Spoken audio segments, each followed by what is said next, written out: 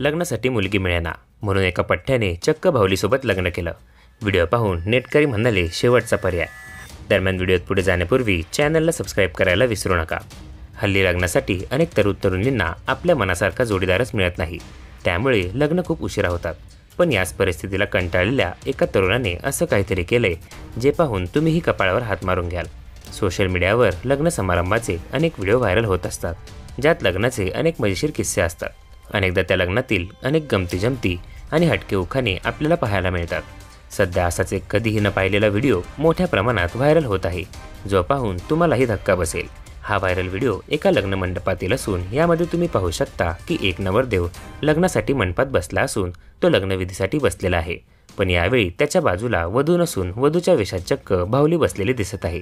यावेळी तो नवरदेव चक्क भावलीसोबत लग्न करताना दिसत आहे। हा व्हिडिओ शेअर करणाऱ्या व्यक्तीने कॅप्शनमध्ये लास्ट ऑप्शन असे लिहिले आहे। हा व्हिडिओ सध्या सोशल मीडियावर तुफान व्हायरल होत आहे।